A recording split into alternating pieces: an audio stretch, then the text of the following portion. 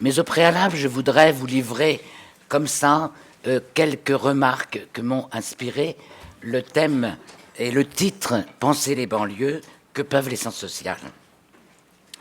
Je dirais, je vais procéder d'abord à la déconstruction du titre, en restant vigilante aux mots, pour le dire, et je crois que les interrogations peuvent introduire un peu à un certain nombre de questions que les uns et les autres on se pose dès lors que l'on fait des sciences sociales.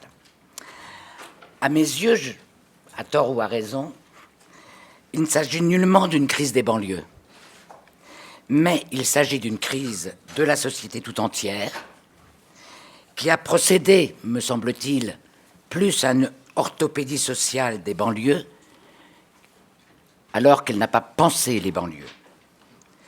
Pourquoi, et c'est une question qu'on peut se poser, réduire une crise à une spatialisation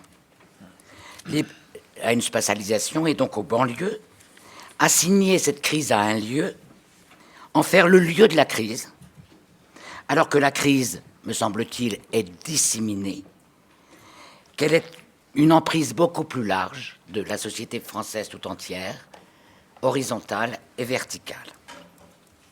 Est-ce que la banlieue ne cache pas justement l'ampleur de la crise? Question adjacente, qui a intérêt, dès lors, à circonscrire la crise aux banlieues au prétexte que le feu est parti des banlieues? Et, je dirais, est-ce qu'on ne prend pas quelquefois le symptôme pour la maladie? En second lieu, parler de la crise des banlieues présuppose, au moins à mes yeux, que toutes les banlieues sont homogènes, qu'il y a donc une crise tant à Montfermeil qu'à Clichy, qu'à Neuilly, etc., etc. Ce qui suppose que la banlieue, comme telle, recèlerait en elle-même les raisons de la crise. Ou alors, le terme banlieue qui qualifie normalement de façon neutre un espace périurbain, quand il est accolé à celui de crise, est désormais devenu un thème stigmatisant, un terme de discrédit, mais justement pas pour toutes les banlieues. Une crise enfin, je prends les mots les uns après les autres. Certes, il y a une crise, mais une crise de quoi? Une crise de quoi? Je ne vais pas gloser là-dessus, mais je poserai une question. Au minimum, me semble-t-il, je dis bien au minimum, il y a une crise de l'égalité des chances. Non comme un slogan républicain qu'on agite, mais comme un principe d'action qui n'est pas appliqué dans les faits. Je dis au minimum. En outre, ce qu'on apprend un peu en sociologie, c'est qu'une crise, elle a deux facettes, elle a deux aspects. L'un est souvent perçu comme négatif parce qu'il bouleverse l'ordre social, il bouleverse l'ordre établi, il bouleverse l'ordonnancement des choses et des personnes. Et l'autre, qui est plus rarement souligné, c'est qu'une crise est également, ou peut donner, est également une matrice d'un réagencement des rapports sociaux, d'une réaction des acteurs, en sorte que la société peut ou progresser si elle s'est tirée des enseignements de cette crise, mais elle peut aussi régresser si elle se contente de traiter les symptômes sans agir sur les causes structurelles. Ainsi, et c'est un premier point, les sciences sociales ne peuvent pas se contenter, sans y regarder de plus près, de reprendre à leur compte les problèmes qu'on leur désigne comme problèmes.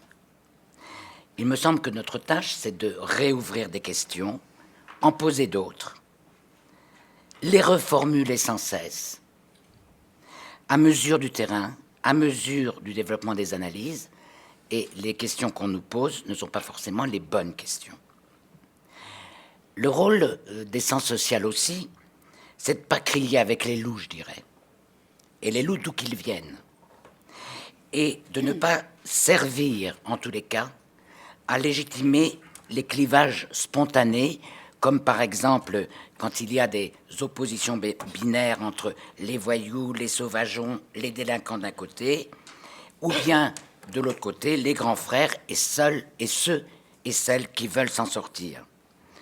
Ce qui suppose ce clivage binaire que l'on désigne des coupables, alors que, pour l'essence sociale, il faut comprendre pourquoi, y compris les coupables, ceux qui sont désignés comme coupables, en sont arrivés là. Qu'est-ce qui leur est arrivé? C'est le point d'arrivée de quoi? Qui dépasse justement le seul événement commenté à chaud. Or, et je pourrais donner des exemples. Le rôle des sciences sociales aussi, me semble-t-il, c'est de travailler sur les catégories et de refuser les catégories toutes faites. Pour moi, des catégories toutes faites, c'est quoi? C'est par exemple les jeunes de banlieue, la violence des banlieues, les jeunes, comme si les jeunes étaient une catégorie sociologique homogène, alors qu'il s'agit, en l'occurrence, je dirais, d'une sorte de génération construite à partir de déprises successives et cumulées, cette génération qui fait la même expérience. Et donc, il y a une génération de la crise qui a vécu avec la crise et qui a fait l'expérience de cette crise. Donc, ce n'est pas des jeunes, c'est une génération qui est située dans un contexte et qui a l'expérience de la crise. Il me semble que les sciences sociales aussi s'emploient à comparer ce qui paraît incomparable, pour faire justement ressortir la violence des jugements concernant cette crise. Par exemple, si on songe aux événements de 1968, où il y a eu des voitures qui sont aussi brûlées. Or, quand on regarde cette période, nul ne s'est aventuré à parler de racailles, parce que nous étions des étudiants, et nul n'a songé à dire que les révoltes étudiantes n'étaient pas politiques. En sorte que toutes les jeunesses en révolte n'ont pas la même valeur et ne sont pas traitées de la même manière. Cela ne veut pas dire mécaniquement que ces émeutes sont des révoltes politiques. Mais cela veut dire que le chercheur, averti par les expériences passées, doit y regarder de plus près et savoir pourquoi on dénie, sans plus attendre, un sens politique à ces émeutes, pourtant dirigées contre les symboles de l'État, comme si cette génération était incapable de tout sens politique, parce qu'il ne s'agit pas de politique partisane. S'il y a, et je n'en sais rien, mais on peut se poser la question, s'il y a du politique dans ces émeutes, il faut songer que c'est une politique avec des armes de démunis, sans ressources politiques. Et que le terme même de politique doit être élargi jusqu'à prendre en compte les armes des démunis quand ils font de la politique. Les sciences sociales ont aussi, me semble-t-il, pour tâche de combattre les dérives des interprétations qui sont données en pondérant et en remettant, me semble-t-il, à leur juste place des éléments articulés qui font la crise. Je pense on ne peut qu'être saisi de la façon dont certains commentaires se sont rués, sans plus attendre, sur des catégories interprétatives liées aux religieux, à l'ethnicité et à la culture, qui seraient les éléments déclencheurs des émeutes. Ces dérives interprétatives ont masqué, me semble-t-il, les explications par la violence sociale structurelle que subit cette génération humiliée.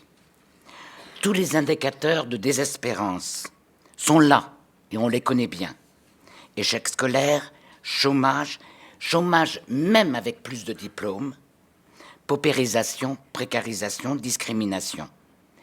Il y a pour cette génération désespérée, il n'y a plus d'horizon d'attente, mais il y a une attente, j'allais dire, sans horizon.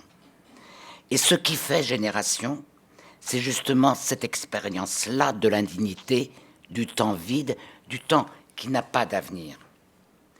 Enfin, ce que rappellent les sciences sociales, c'est la récurrence et la profondeur historique de telles émeutes.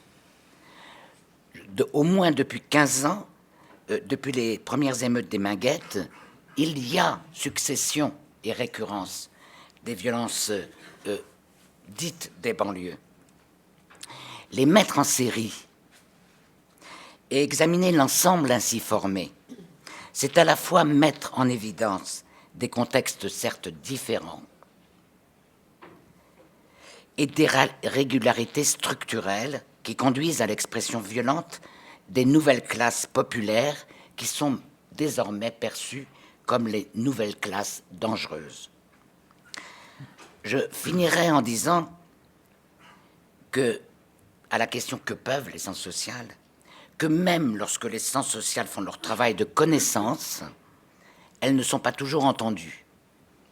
Et je prendrai par exemple, un exemple parmi d'autres, du livre de Michel Pialou et Stéphane Beau, Violences urbaines, violences sociales, publié en 2003, et qui portait justement sur une analyse d'une ZUP à Montbéliard, et un ouvrage qui montrait vraiment toute l'accumulation de la violence sociale, et qui se terminait par cette phrase que j'ai relue hier: autant de bombes à retardement. La bombe, elle a explosé. Or, ces analyses n'ont pas servi de principe de précaution, n'ont pas servi de détonateur pour penser. D'où l'importance, me semble-t-il, des débats que nous avons et qui ont eu lieu toute cette semaine et qui me permettent, me semble-t-il, de jeter des passerelles entre des mondes qui s'ignorent, les acteurs sociaux, et nous sommes aussi des acteurs sociaux, même lorsqu'on est chercheur, et puis deuxièmement, entre des citoyens, parce que nous sommes tous des citoyens. Donc il me semble que le débat que nous allons avoir aujourd'hui est important pour qu'on échange sur ce mode-là. Alors avant de vous donner la parole, je vais vous présenter 4 collègues qui vont décliner chacun à leur manière ce que proposent les sciences sociales et quel est leur travail. Et donc, on va commencer par Dominique Lorrain, qui est sociologue au CNRS, spécialiste de l'action publique et de ses réformes. Et il va nous présenter une communication au titre volontairement provocateur, mais qui va nous faire débattre. Et je ne vous en donnerai pas la teneur parce qu'il va le faire. Et si l'on mesurait le 55 comme le 9,4 ? Ensuite, je donnerai la parole à Dominique Pasquier, qui est aussi sociologue au CNRS, spécialiste de la culture et des médias, et qui parlera, elle, de la culture juvénile comme question pour les sciences sociales. Nous interromprons juste 2 minutes pour une information que donnera Rita Herman-Belot, et on passera à l'exposé de 2 historiens. Nancy Green, historienne à l'École des hautes études et spécialiste des migrations, présentera un exposé intitulé « Analyse comparée des modèles d'intégration américaine et français ». Sébastien Fath, historien au CNRS, spécialiste du protestantisme évangélique en France et aux USA, présentera les tensions et les relations entre les émeutes et des formes religieuses. Je ne me suis pas trop trompé. Voilà, donc je passe la parole. Alors, nous allons avoir 2 communications, un débat, d'accord ? Pas après chaque communication. On fait 2 communications, un débat, 2 autres communications et un débat. Et bien sûr, on vous donnera la parole. Dominique, à toi. Ça marche ? Ben, j'en sais rien, moi. Ok. Alors, en fait, ce que je vais vous dire, je ne sais pas si c'est provocateur, disons que je me suis interrogé sur une question un peu différente de la banlieue, qui est au fond le problème de la République et de la redistribution des ressources faites par l'État ou les organismes sociaux en faveur des plus démunis. Et donc, je me suis interrogé sur quels étaient les critères qui permettaient de dire que des quartiers ou des territoires avaient plus besoin d'aide que d'autres. Alors, pour des raisons un peu personnelles qui sont liées à mes circulations dans l'espace français, à un moment, je me suis dit, tiens, si on comparait un espace rural où apparemment tout va bien, que personne ne connaît, que j'appelle la Meuse profonde, avec une petite ville qui s'appelle Verdun, d'où le titre 55, avec un quartier du Val-de-Marne, dans une commune qui s'appelle Villiers-sur-Marne, et le quartier s'appelle les Hautes-Noues. Et ce quartier est éligible au programme Grand Projet Urbain, programme en rue et tout ça. Et donc, derrière ça, la réflexion que je mène, c'est au fond, comment construit-on un problème social? Quels sont les indicateurs qui le rendent légitime? Et une fois qu'on a construit le problème, quels sont les effets que ça a en termes de politique publique? Et derrière ça, la question quand même qui m'intéresse, indépendamment de la banlieue, c'est au fond une question nationale de justice sociale. Parce que vous comprenez bien que s'il y avait des écarts importants, ce qu'on va donner à l'un sera vécu mal par l'autre. Alors, rapidement, dans les premières années, la politique de la ville a sélectionné les quartiers de type habitat-vie sociale sur des critères un peu informels. Et puis, dans les années 1990, en fait, l'État a demandé à l'INSEE de faire un travail un peu rigoureux d'élaboration d'indicateurs. Donc, dans une batterie assez importante tirée des recensements, issue des recensements, 3 indicateurs principaux ont été sortis. Le premier, c'est le pourcentage des jeunes dans un quartier ou un territoire. Le deuxième, c'est l'importance du chômage, et en particulier du chômage de longue durée. Et le troisième a été l'importance des étrangers, au sens juridique du terme. On ne parle pas de carte France, les étrangers. Et quelques années après, ce critère des étrangers a été remplacé par le pourcentage des gens non diplômés. Alors, quand j'en ai parlé avec mes collègues qui sont 1000 fois plus spécialistes que moi, ils m'ont dit que de facto, ça n'est pas changé grand-chose à la sélection des quartiers.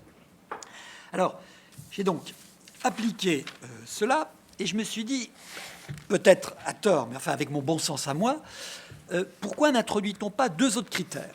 Le premier, c'est pourquoi ne regarde-t-on quand même pas les revenus des ménages?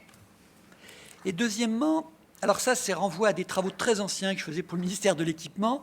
Au fond, j'étais un peu frappé par ce que j'appellerais une sorte de principe de clôture. C'est-à-dire que lorsqu'on parle d'un territoire, on fait comme si ce territoire était détaché de tout lien avec une métropole. Alors vous comprenez bien que si vous êtes en gros dans un territoire en banlieue parisienne, c'est peut-être pas tout. Donc vous avez accès à une énorme métropole de 12 millions d'habitants, 11 millions. C'est pas la même chose que d'être à Joigny dans Lyon ou à Cézanne dans la Marne, au milieu des champs de betteraves et connecté à nulle part. Donc je me suis dit, pourquoi non plus n'introduit-on pas dans la façon de décrire les quartiers un critère qui articule le quartier à un espace plus grand que celui de la métropole? Donc voilà, en gros, mes hypothèses. Et donc, j'ai testé les choses. Alors, je vous donne rapidement les résultats. Ah oui, pardon. Alors, en ce qui concerne les revenus, au fond, j'ai fait 2 découvertes en creusant la question. Donc, je me suis plongé dans les livres, les statistiques, j'ai regardé mes collègues et tout ça.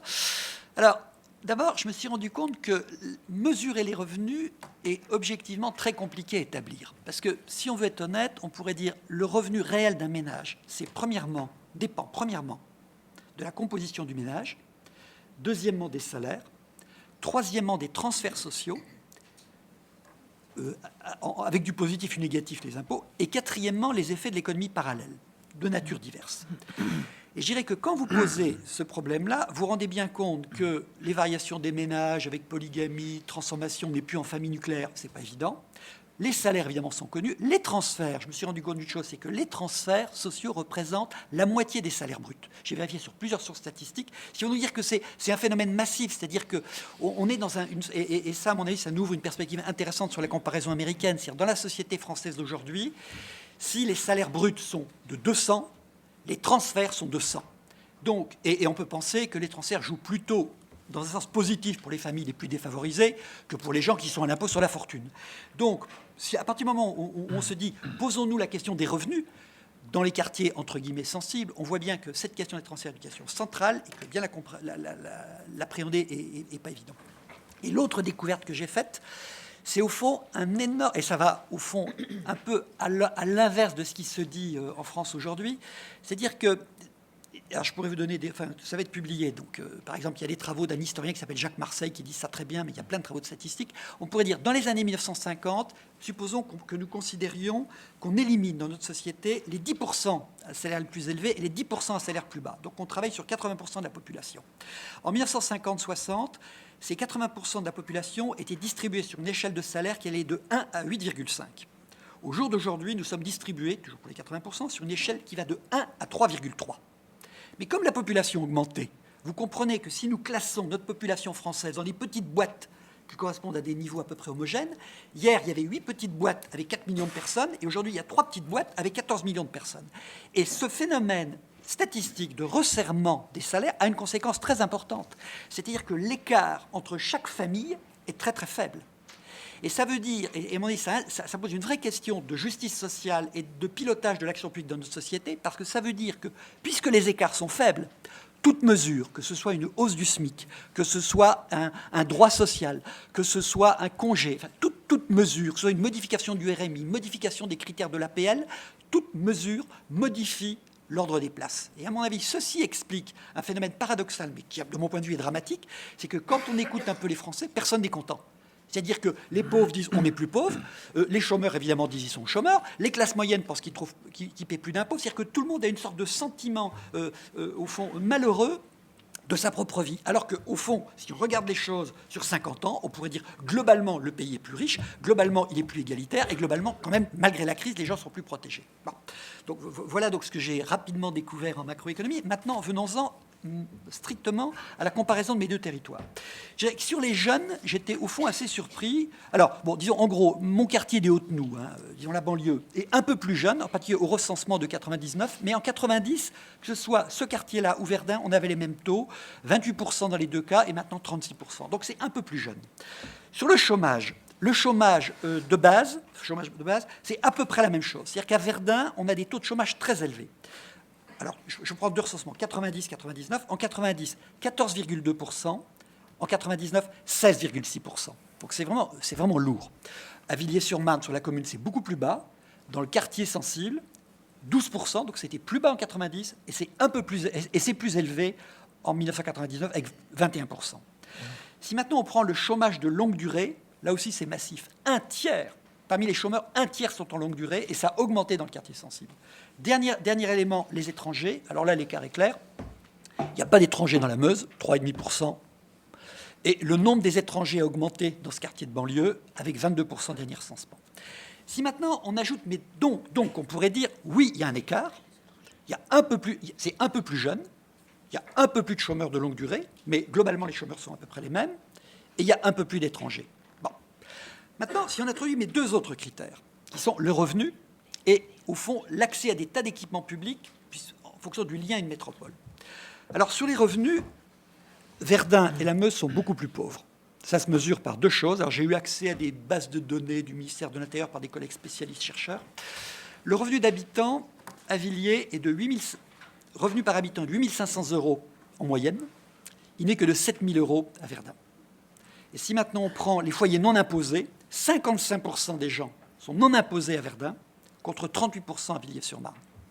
Dernier critère, le quartier à la métropole. Alors là, je dirais qu'au fond, il n'y a pas photo. Alors, il n'y a pas photo selon le point de vue qu'on adopte. Si on prend le quartier comme une île coupée du monde, on pourrait dire il n'y a pas tant de choses que ça.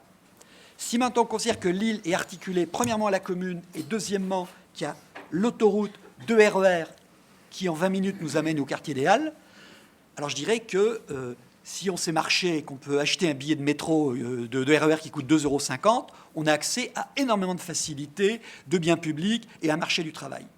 Alors, sur Verdun, j'ai fait les mêmes tests. Ben, je dirais que c'est simple. Si vous voulez aller à Nancy, vous avez 3 autobus qui mettent 3 heures, rapide de la Meuse et rapide de Lorraine. Non, je le dis sans humour, c'est la vérité. Et vous devez changer, et vous devez prendre 3 autobus, ça vous coûte beaucoup plus cher. Si vous voulez aller à Paris, la SNCF, à mon avis, qui a une curieuse quand même conception de l'égalité devant le service public, propose 3 trains par jour qui mettent 3h30 avec un arrêt de 45 minutes à Châlons-en-Champagne.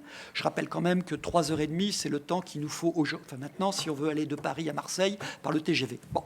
Donc je boucle mon propos en disant que, au fond, quand j'observe, alors je le dis d'une manière un peu rapide parce que j'ai pas un temps fou, mais le texte écrit est plus nuancé, mais je dirais que, très honnêtement, comme citoyen et chercheur, quand je compare mes deux territoires, je ne vois pas de différence flagrante qui consisterait à dire ce quartier de banlieue est vraiment très très défavorisé et ces gens de la Meuse profonde, au fond, ont tout ce qu'il faut. Alors maintenant, quels sont les effets en termes de politique publique ? Verdun, avec sa petite cité dite la Cité Verte, construite dans les années 60, a fait partie des contrats de ville dans le passé. Et maintenant, on a considéré que cette commune, au fond, qu'il y avait une telle diffusion de la pauvreté que ça n'était même plus la peine de cibler un quartier, que c'était l'ensemble de la ville qui faisait partie du quartier de ville. Alors, ils sont éligibles au titre du quartier de ville. Et En 2004, le budget qui a été accordé à cette commune de 22 000 habitants a été de 224 000 euros, ce qui nous fait, je résume, 12 euros par habitant. Maintenant, le quartier dit des Hautes-Noues à Villiers-sur-Marne vient d'être éligible au titre des opérations en rue dites Borloo, un programme de réhabilitation, enfin, on va parler en détail, mais enfin, un projet qui est presque de 64 millions d'euros sur 4 ans, ce qui nous fait, j'ai vérifié encore hier par téléphone, 12 200 euros par habitant. Alors, je ne porte pas de jugement, est-ce que c'est bien ou c'est mal. Je dis simplement, c'est que nous sommes, de mon point de vue, avec au départ des écarts de mode de vie, de revenus, de situation des ménages, au fond, vous voyez une sorte de pauvreté commune, de misère commune, comme dirait Bourdieu, qui au fond rapproche ces gens-là. Nous sommes avec un effet de traitement quand même assez contrasté en termes de politique publique.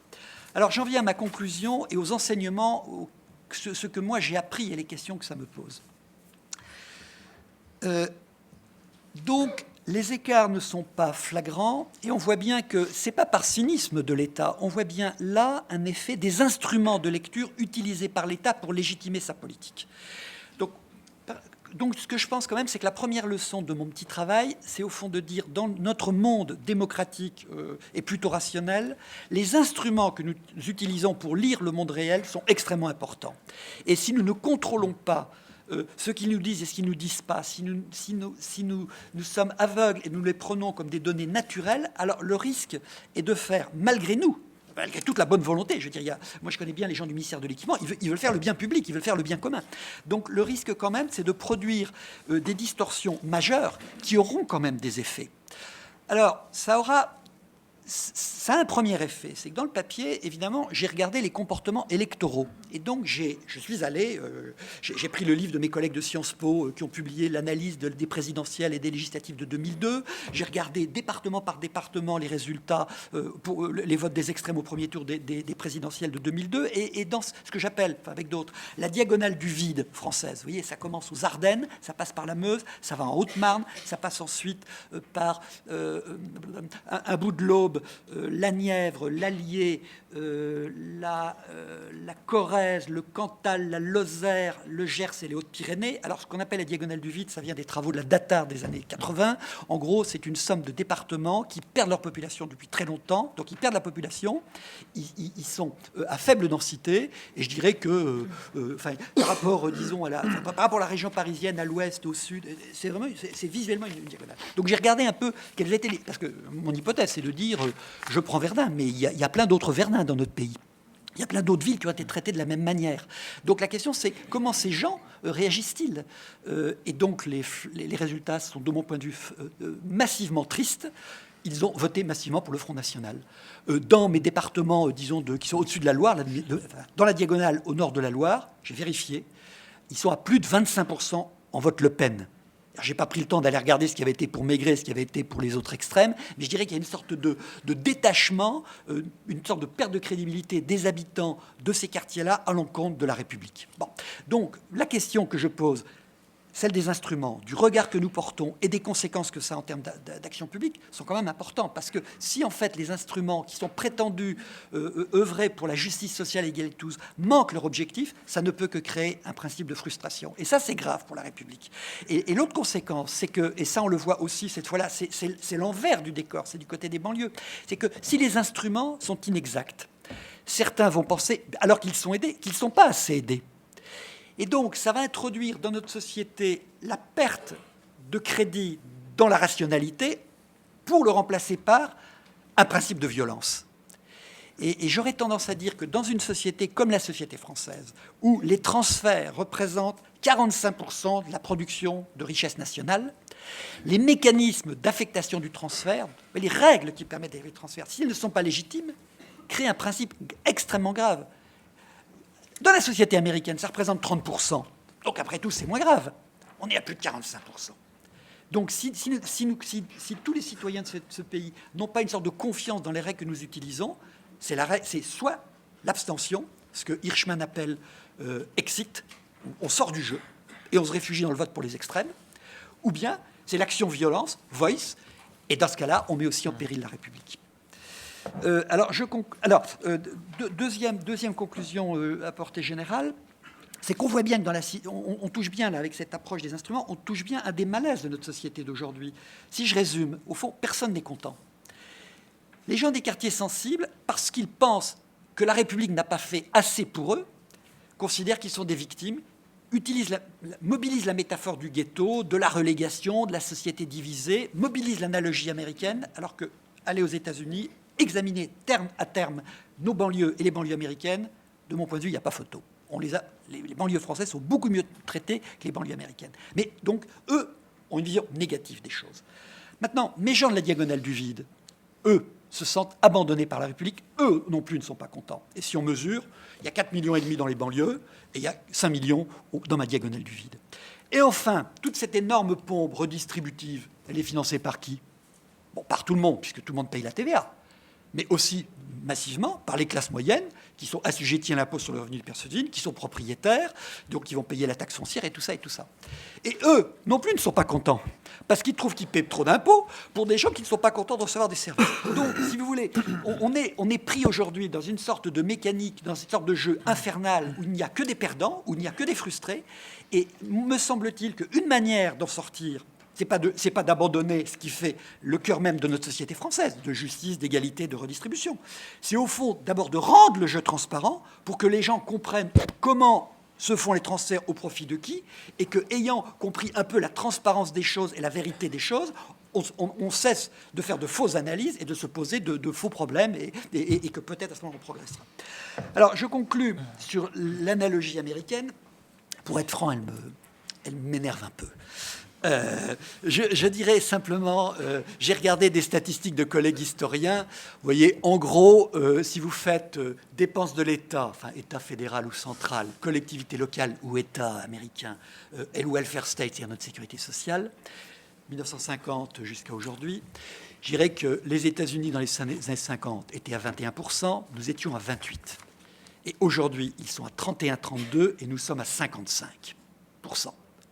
Ça veut dire qu'au fond, quand on compare nos deux sociétés, nous avons d'abord des morphologies urbaines. Vous voyez, la manière dont l'espace est structuré, la manière dont les groupes sociaux se répartissent l'espace, très différent. Et surtout, nous avons une énorme pompe aspirante, refoulante, qui passe par les budgets publics, qui, au fond, renvoie... Alors, je ne dis pas qu'ils y parviennent, mais ce que je dis simplement, c'est qu'en macroéconomie, ça représente un écart considérable par rapport à la société américaine. De sorte que, et je m'arrête là, c'est que certains de mes collègues ont produit une image, de mon point de vue, catastrophique de notre société, disant que nous avions une société à 3 vitesses, qui serait structurée dans l'espace avec 3 couches séparées, des quartiers de relégation, des banlieues avec des classes de moyenne sécessionnistes, et des bobos habitant dans les centres-villes.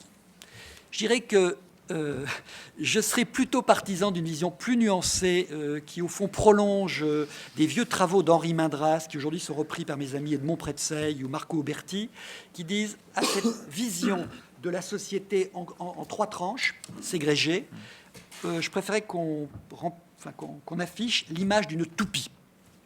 Donc la toupie, c'est 2 pointes et une grosse partie centrale. Donc les 2 pointes, c'est effectivement les 5-6% de gens très riches de notre société qui peuvent être à l'ISF, qui habitent dans les très beaux quartiers. Bon, ici dans la région parisienne, ça va être 16e, 17e, Neuilly, tout ça.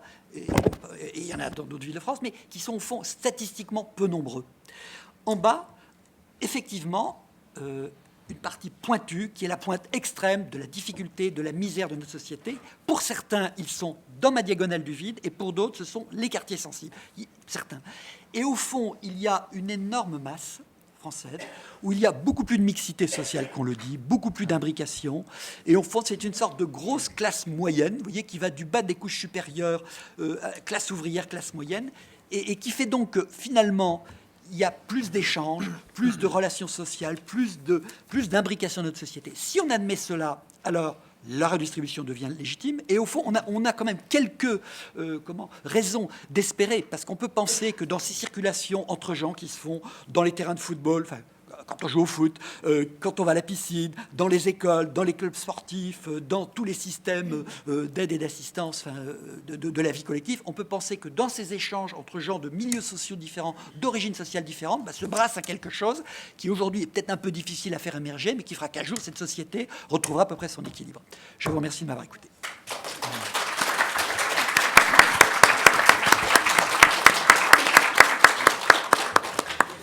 Bon, je ne doute pas que cette communication fera discuter. Simplement, avant de donner la parole à Dominique Pasquier, je voudrais que tu précises ce que tu entends par étranger, parce que je pense que les uns et les autres... Là, le terme... Comme c'est un point important dans ta démonstration... c'est simple, le mot étranger... Que tu précises quand même. C'est simple, le mot étranger, c'est le titre de nationalité, c'est au sens du ministère de l'Intérieur. C'est au sens du ministère de l'Intérieur. Bien sûr, oui, tout à fait. Bon. Très bien. À toi, Dominique Pasquier. Merci. Donc je vais essayer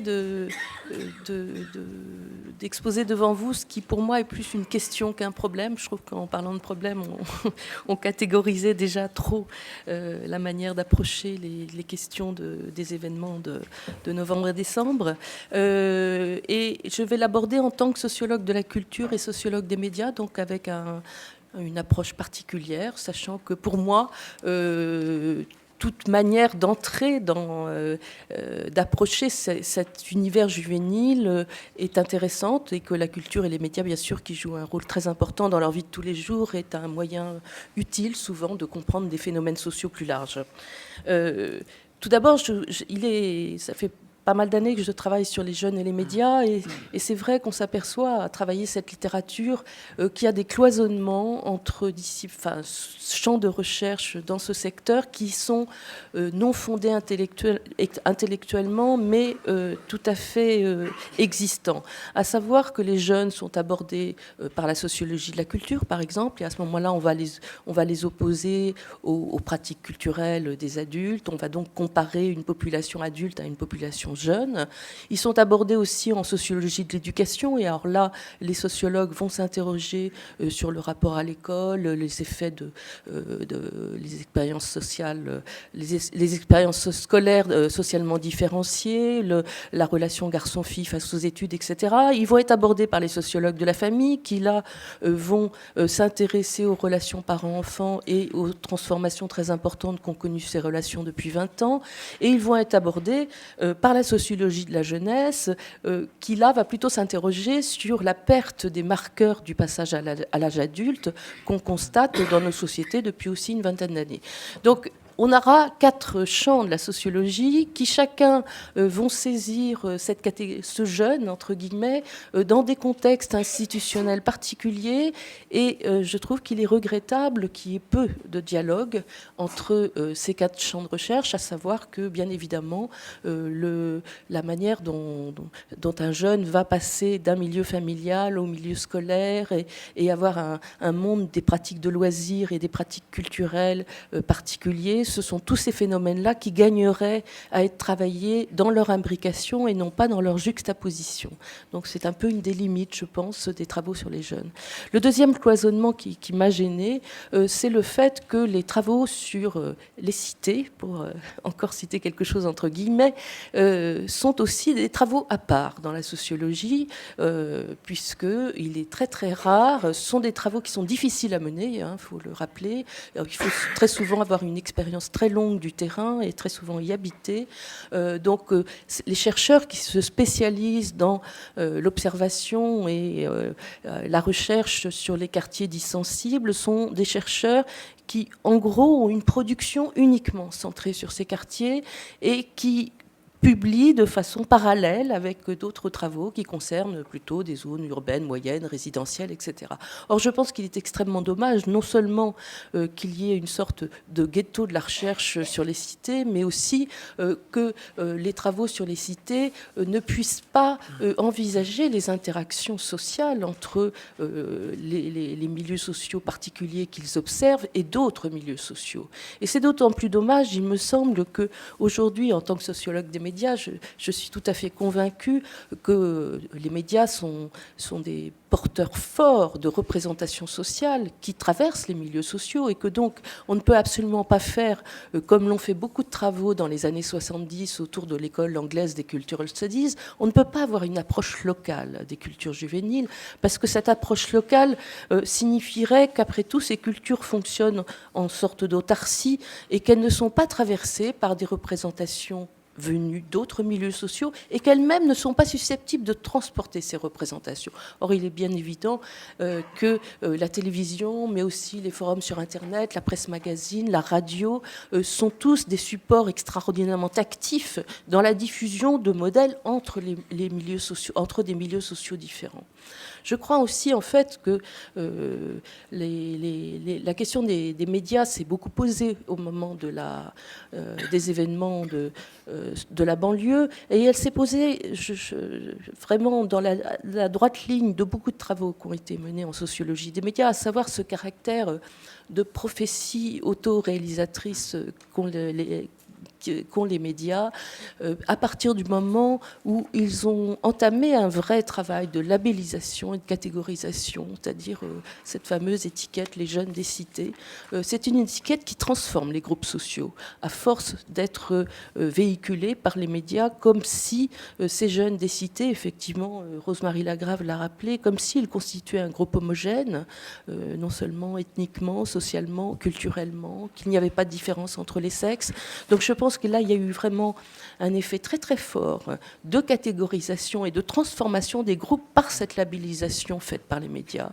Et on l'a vu d'ailleurs, y compris dans les reportages télévisés, où les jeunes eux-mêmes reprenaient un certain nombre de catégories qui avaient été véhiculées et créées dans des émissions de télévision ou de radio pour se définir des sentiments d'appartenance qui n'étaient pas forcément ceux qui les liaient les uns aux autres auparavant. Donc je pense qu'il y a eu un caractère assez néfaste de la couverture médiatique des événements de ce point de vue-là. D'autre part, bien sûr, je ne parlerai pas de l'effet de panique morale qui a beaucoup été étudié par la sociologie des médias, et notamment sur les émeutes urbaines juvéniles, puisqu'il y en a toujours eu, et notamment ça a été très étudié en Angleterre, des années 50 à 70. Il y a énormément de travaux sur cet effet de panique morale qui est induit par des traitements sensationnalistes et les effets de catégorisation des groupes juvéniles par les médias.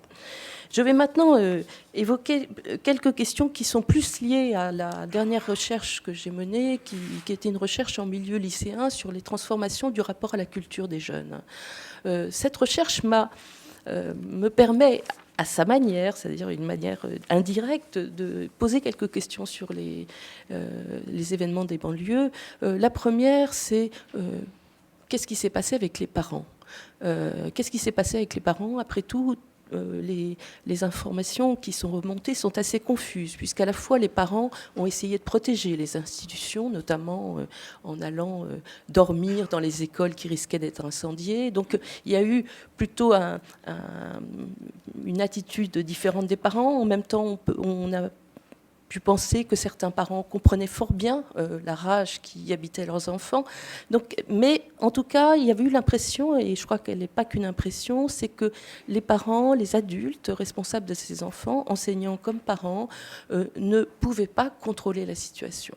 Or, moi, ce travail sur la transformation du rapport à la culture m'a donné une grande leçon sur ce que je me permets d'appeler la crise des transmissions verticales, à savoir qu'en matière de culture, aujourd'hui, on assiste à une autonomie des cultures générationnelles jeunes extrêmement forte et qui est, un symptôme parmi d'autres, à mon avis, d'une sorte de rupture de la socialisation des enfants par les parents et au profit d'un autre type de socialisation qui est la socialisation entre jeunes, donc une socialisation horizontale par rapport à une socialisation verticale.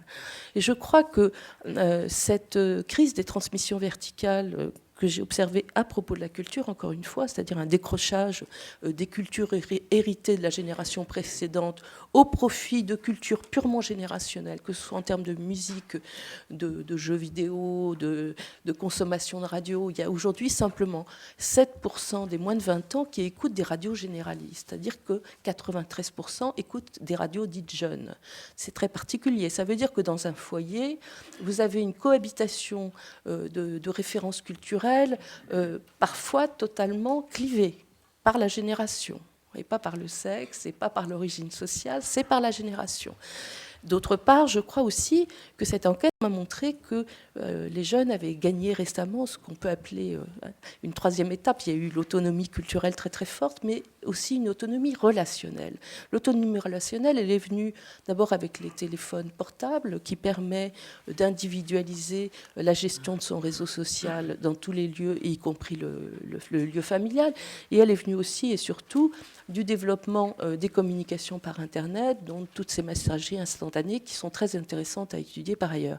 Et donc, ce qu'on voit, c'est qu'en fait, non seulement la génération née à la fin du baby-boom a élevé ces jeunes d'aujourd'hui sur la base d'une famille non autoritaire telle qu'on l'avait connue auparavant, donc d'une famille qui est plus contractuelle, où on négocie, on échange, et où surtout on respecte beaucoup l'autonomie de l'enfant et on l'encourage énormément à développer un projet de réalisation de lui-même, donc à trouver sa voie.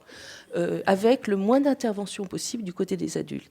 Et ça veut dire clairement que, de fait, les parents ont encouragé l'autonomie culturelle de leurs enfants et ont accepté l'autonomie relationnelle, parce que de toute façon, ça c'est bien difficile de la contrôler. Donc, de fait, aujourd'hui, on aura donc un affaiblissement considérable, pour toutes ces raisons, de toutes les formes de transmission verticale. Alors, le problème de l'autorité et du pouvoir est une autre question, mais en tout cas, en matière de culture, c'est absolument clair. C'est une situation qui est nouvelle, non pas au sens où l'autonomie culturelle n'existait pas avant pour les jeunes. Il y a de la culture juvénile depuis la fin du XIXe siècle, dans la presse magazine, par exemple. Simplement, avant, ça s'inscrivait dans le conflit de génération. C'est-à-dire que c'était des jeunes qui élaboraient des cultures contre celles de leurs parents, et cette manière d'élaborer une culture contre était une manière de se construire identitairement. Or, aujourd'hui, ce n'est pas du tout le cas. Hein. C'est une culture à part, une culture juxtaposée qu'on observe dans les foyers actuellement. Et cette culture à part n'est pas du tout sur une toile de fond conflictuelle, loin de là. Elle est même encouragée et souvent financée par les adultes. Alors, l'effet pervers de cette affaire m'est apparu dans cette recherche, en tout cas comme un renforcement excessif du rôle de la socialisation entre les jeunes, de l'entre-soi juvénile. Et ce renforcement excessif de cette socialisation qu'on peut appeler horizontale a des effets de conformisme extrêmement forts et apparaît être particulièrement nocive dans le cas de la vie sociale des garçons. Parce qu'on voit que les effets de groupe ont toujours existé autour des garçons, puisqu'il y a une sorte de une culture féminine traditionnellement plus basée sur des petits groupes, et le culte de la meilleure amie est bien connu, mais aussi plus basée sur la confidence, l'échange, le dévoilement de soi. Et il y a une culture masculine qui s'organise beaucoup plus autour de ce que la sociologie des réseaux appelle les réseaux de liens faibles, c'est-à-dire des groupes larges où les liens forts d'amitié existent, mais ils sont aussi encadrés par des liens beaucoup plus lâches en termes de relations sociales, donc ce que Granovetter appelle des réseaux de liens faibles.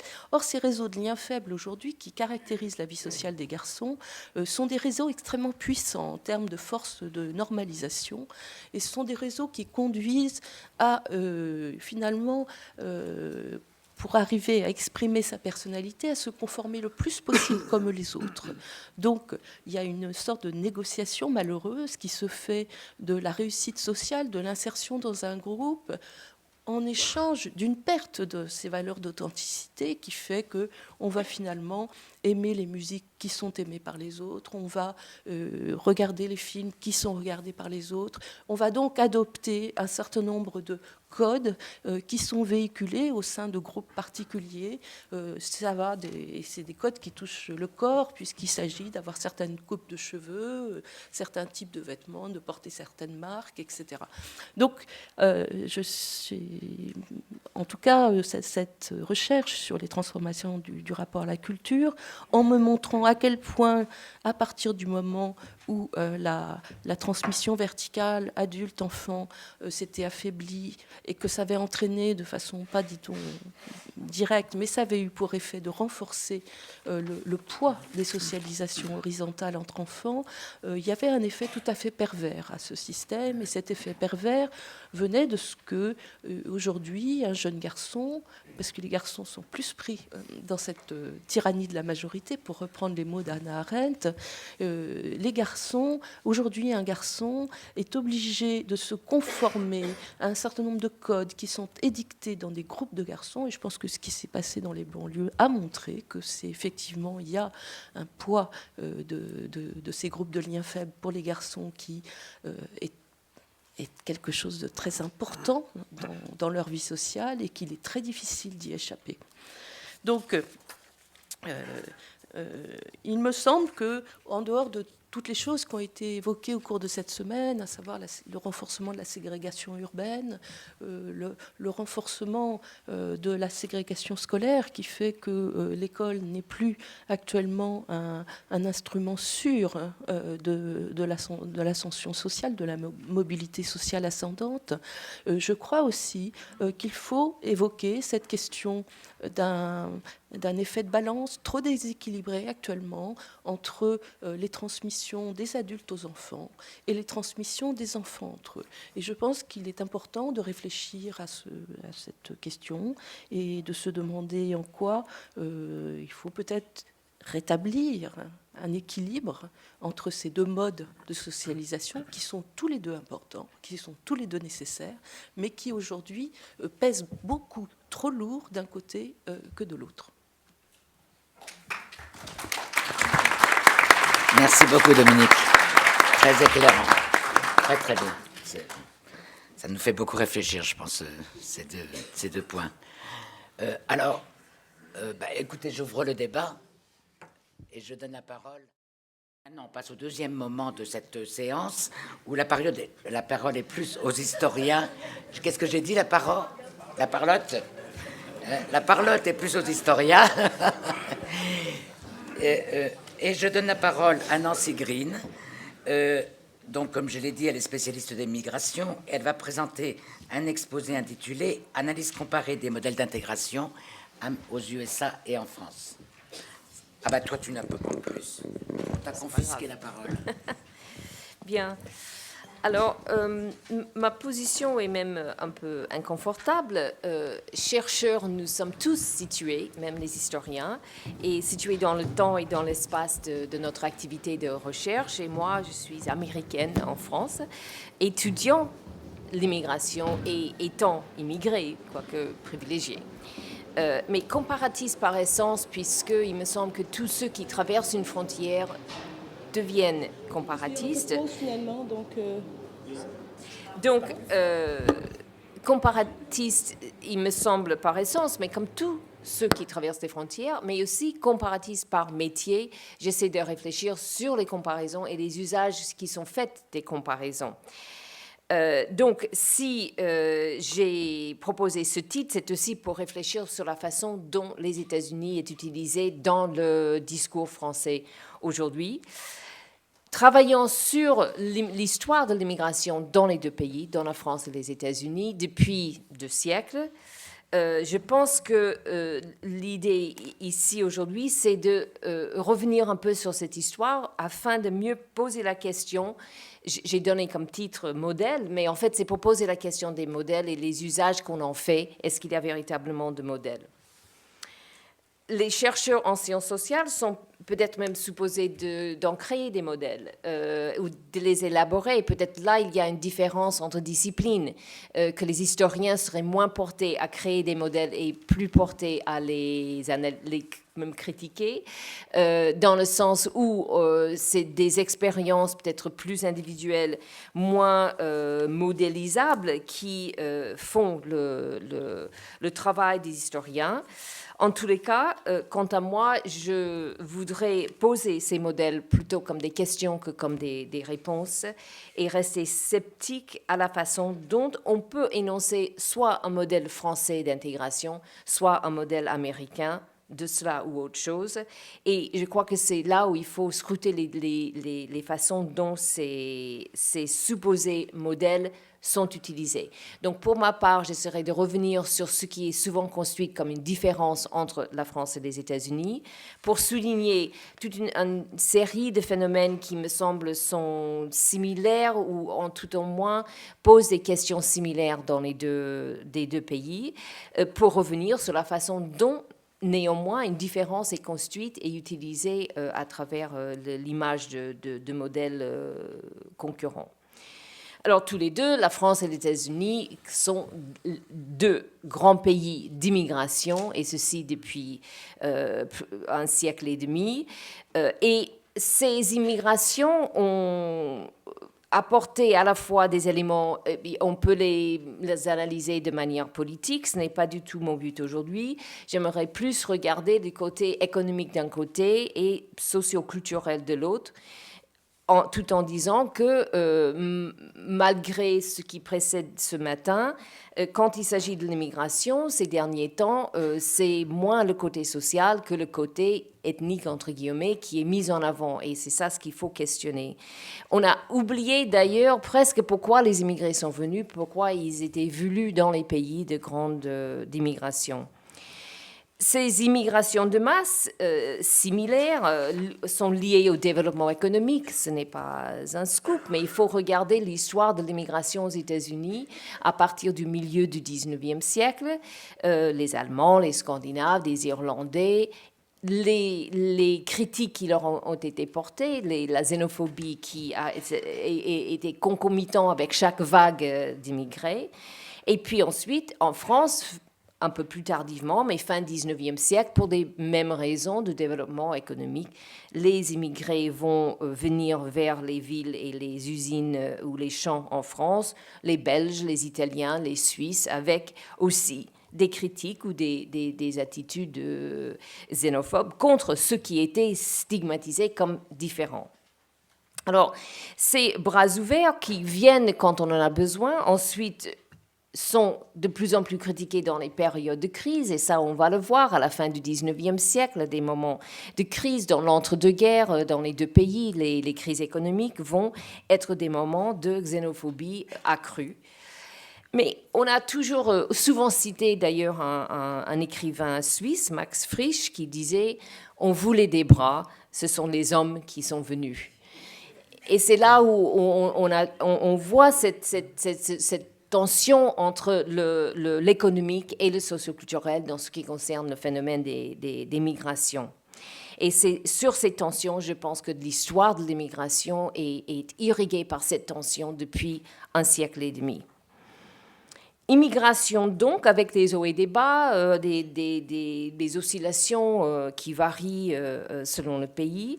Mais dans les deux pays, on a face à l'immigration, immigration voulue, parfois immigration choisie, on verra, mais il est toujours accompagné des discussions sur le triage, qui sont les bons, qui sont les mauvais. Ce sont un langage constant dans l'approche et dans les attitudes et des pouvoirs publics et dans les sociétés par rapport aux venus de ceux qui viennent d'ailleurs. Donc même dans un pays qui est toujours dit comme un pays d'immigration comme les États-Unis, quand il est contrasté avec la France, il y a toujours eu là aussi ces questions de triage et un langage et c'est récurrent, un langage qui distingue les nouveaux immigrants des anciens.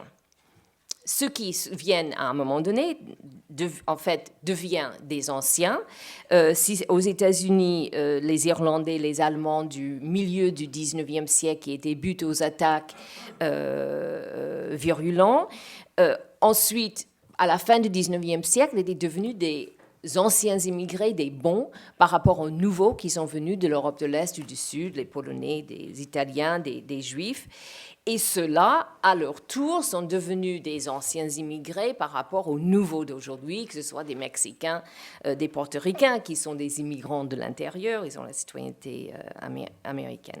Mais donc je crois qu'il y a là, et on entend ce même langage en France, les Belges, les Italiens, les Suisses, aujourd'hui c'est rare qu'on ait traité de mauvais immigrés.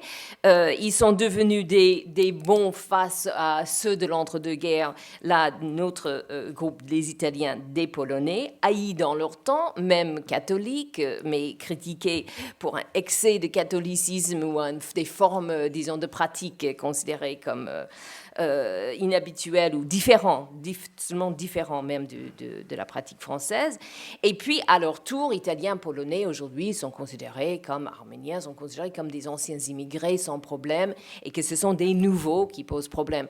Je dirais même que dans cette constante réactualisation du mauvais et du bon, correspondant à ces différenciations entre les nouveaux et les anciens, on est frappé par le fait que, je dirais presque, on regrette les Arabes, entre guillemets, d'il y a 20 ans, puisqu'aujourd'hui, on ne parle plus d'Arabes, on parle de musulmans, de questions religieuses. Donc, on a là aussi opéré un glissement entre une terminologie nouveau qui stigmatise le nouveau en mettant l'ancien presque en redéfinissant l'ancien comme moins problématique. Alors, dans les deux pays, mouvements xénophobes se sont suivis. Aux États-Unis, au 19e siècle, il y avait un mouvement qui s'appelait le 100% américanisme. En 1882, la première loi d'exclusion visait des Chinois. Dans l'entre-deux-guerres, le Ku Klux Klan qui a commencé à être actif. Et puis, les lois de quota, alors quota dans le sens de déterminer qui pouvait entrer dans la politique d'immigration. Les lois de 1921 et 1924 ont fermé les frontières ou drastiquement réduit la possibilité, surtout de l'entrée des nouveaux immigrés, parce que c'était ceux-là qui étaient stigmatisés. Donc les anciens, les Anglais ou les Allemands ou les Scandinaves avaient des quotas relativement généreux, mais c'était des Juifs, des Italiens, des Polonais, ceux qui étaient des nouveaux du tournant du siècle, qui étaient exclus en priorité par ces mesures de 1900, des années 20. En France, l'agitation anti-italienne, on a beaucoup écrit sur les meutes de Aigues-Mortes à la fin du 19e siècle, dans les années 30, avec la crise et même donc aggravation de xénophobie et de l'antisémitisme, comme on le sait, des années 80, la montée du Front National. Chaque pays a un discours constant avec ces populations venues d'ailleurs et des réactions contre, avec en même temps et en creux des périodes où les gens vivent ensemble, ils travaillent ensemble, et selon surtout qu'il y a beaucoup de travail ou non, ça marche plus ou moins bien. Et je pense qu'on ne doit jamais oublier que c'est le contexte économique qui aggrave à chaque fois les réactions et les attitudes vis-à-vis ceux qui viennent d'ailleurs. Les deux pays ont aussi constamment eu des mesures assimilationnistes. Le modèle français, comme on l'appelle aujourd'hui, n'est pas spécifique à la France. Dans les années 20, même la fameuse école de Chicago écrivait dans le contexte d'une période de ce qu'on appelait l'américanisation. C'était américanisation des étrangers sur le sol américain. C'était pas américaniser le monde, ce qui est un autre projet autrement problématique. Mais le terme américanisation, au début du siècle aux États-Unis jusqu'aux années 20, voulait dire assimiler les étrangers par les mesures éducatives, par l'école. Et je me rappelle moi-même, on avait à l'école, c'était pas seulement c'était pour tout le monde de toutes les générations confondues, mais ce qu'on avait, c'était civics class. Donc il y avait une classe où on devait apprendre à être des citoyens. C'était en général assez ennuyeux. Mais là, il y a donc des tentatives par l'éducation, par la société, de réfléchir sur comment on crée une société à travers des éléments différents, les gens venus de différents endroits. Ces similarités dans les deux pays, il me semble, sont très, très importantes. Il y a un moment où il y a une période intéressante à étudier qui est l'entre-deux-guerres, où là, on a une période de fermeture aux États-Unis et d'ouverture en France. On oublie trop souvent, mais c'était une période donc où la France avait accueilli à bras ouverts et à travers des contrats bilatéraux avec différents pays des travailleurs pour venir aider à la reconstruction et rattraper le fameux retard démographique français aggravé par les pertes de la Première Guerre mondiale. C'est le même moment où aux États-Unis, on a ces lois des années 21-24 qui limitent très sévèrement les entrées sur les États-Unis. Donc c'est un moment où les deux pays sont en disjonction par rapport à leur politique migratoire. Mais peut-être ce qui est, outre les similitudes que j'ai soulevées, peut-être est cette différence dans le moment de l'entre-deux-guerres, ce qui me frappe le plus, ce sont un autre type de différences. Et ce sont les différences dans les mémoires sur l'immigration, les différences sur les discours de l'immigration. Pour moi, ce n'est pas tant qu'il y a une différence de fait dans les histoires des deux pays, mais c'est la façon dont on parle de l'immigration dans les deux pays et la façon dont, dans les deux pays, parfois, on oublie des pans de son histoire. En France, jusqu'à il n'y a pas si longtemps, on parlait beaucoup moins de l'histoire de l'immigration en France. Donc maintenant, on va avoir même un musée de l'histoire de l'immigration qui doit ouvrir l'année prochaine. Mais aux États-Unis, on oublie les périodes de fermeture, par exemple, puisque depuis une trentaine d'années, on repart de l'immigration aux États-Unis comme en France. Aux États-Unis, cette remémoration est aussi accompagnée d'un oubli des périodes difficiles, des périodes aussi de fermeture aux États-Unis. Mais surtout, la comparaison ou la construction d'une différence présumée de modèle, il me semble, tourne autour de ces catégories d'un républicanisme français ou une diversité à l'américaine. Mais ce sont des discours d'aujourd'hui et que, historiquement, les deux pays ont eu les deux, c'est-à-dire à la fois des périodes assimilationnistes, si vous voulez, et aussi des périodes où on intègre avec différents moyens, différentes formes, les immigrés qui sont venus travailler dans le pays. Je vous rappelle ce qu'avait toujours dit Sayad, c'est qu'aucun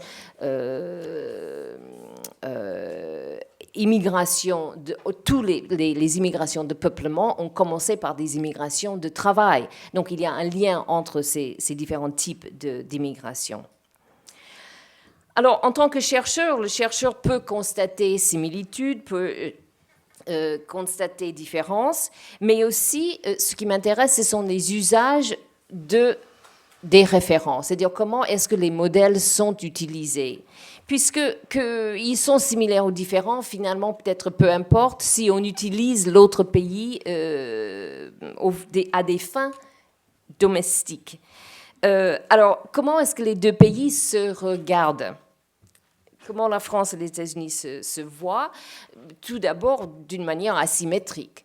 La référence en France des États-Unis est beaucoup plus répandue que la référence française aux États-Unis. Je suis désolée de le dire comme ça, mais sauf à des moments critiques, comme la guerre d'Irak ou comme aussi les banlieues, et je reviendrai là-dessus.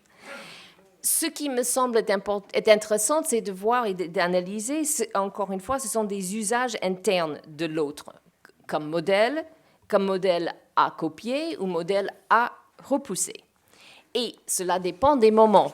Le même entité, le même modèle peut être un modèle favorable ou positif, perçu, construit comme positif à un moment donné, et puis négatif à un autre. Je prends l'exemple du melting pot, le mot d'origine anglais, a commencé à entrer dans la langue française avec des guillemets, et puis après a même perdu ses guillemets. Mais c'était vu je dirais dans les années 1980, le melting pot américain était une référence positive pour ceux qui voulaient retravailler dans une perspective de l'histoire de l'immigration en France et de voir que le melting pot correspondait à une découverte de l'histoire française de l'immigration, donc la notion d'un creuset, le livre de Noiriel, le creuset français, était sur cette notion aussi d'un melting pot en rapport avec une image d'une histoire ailleurs. Les mouvements sociaux, c'était pas seulement des historiens ou des chercheurs, mais les mouvements sociaux, le moment d'un mouvement, si on peut l'appeler mouvement, de droite à la différence en France, était aussi le référent américain avait un côté positif de faire référence à une histoire d'immigration ailleurs, qu'on pouvait accepter, reconnaître, travailler et puis intégrer comme faisant partie de l'histoire de son pays. Mais on peut dire aussi que les modèles changent de nature et le modèle, on peut dire aussi, peut devenir une menace. Les critiques des méfaits du multiculturalisme américain sont toujours voir qu'il y a différentes formes de multiculturalisme. Certaines sont devenues durcies aux États-Unis, d'autres sont des formes plus, on dit douces, mais enfin une forme de multiculturalisme de quotidienneté. Et donc, le modèle américain, il me semble, depuis les années 90, a changé de cap et est devenu un modèle négatif de repoussoir qui va de pair avec une réaffirmation du républicanisme en France, érigé à son tour en modèle du vrai melting pot. Donc le melting pot a changé de nationalité et que celui qui est vraiment la notion l'idée d'une fusion dans la République française est devenue, donc a changé, avec à ce moment-là le modèle américain devenant une espèce de repoussoir rhétorique. Donc, que fait la chercheuse franco-américaine ? Je suis tout le temps confrontée à des comparaisons qui sont des comparaisons d'ordre naturel ou sens commun ou sauvage. On peut expliquer différentes choses que les États-Unis, et c'est pas pour défendre les États-Unis que par ailleurs a largement de quoi être critiqué. C'est pas mon but ici, mais deux aspects qui sont largement pas peu connus, mais souvent pas mis en avant. Et certes, les États-Unis sont aussi basés sur un principe d'égalité. All men are created equal. On l'apprend dans nos cours de civics, que tous les hommes sont créés égaux. Les États-Unis aussi sont fondés sur une séparation de l'Église et de l'État. La question, il me semble, c'est là aussi où je dirais qu'il y a des similitudes avec la France. Mais là où il y a le problème, ce n'est pas tant dans une différenciation entre les deux pays, mais pour moi, le problème est général dans les deux pays. Et c'est-à-dire comment, dans les deux, concilier des tensions entre les énoncés d'égalité et les faits et des réalités d'inégalité. C'est là qui est le problème, et c'est un problème pour les pays démocratiques aujourd'hui. Alors, on peut dire qu'il y a un fossé parfois entre certaines idées et des recherches scientifiques, mais c'est l'usage de l'écart qui me semble intéressant. C'est l'usage des modèles, des supposés modèles, qui est intéressant. Donc, comment est-ce que les modèles sont utilisés ? Il me semble que les comparaisons permettent deux figures.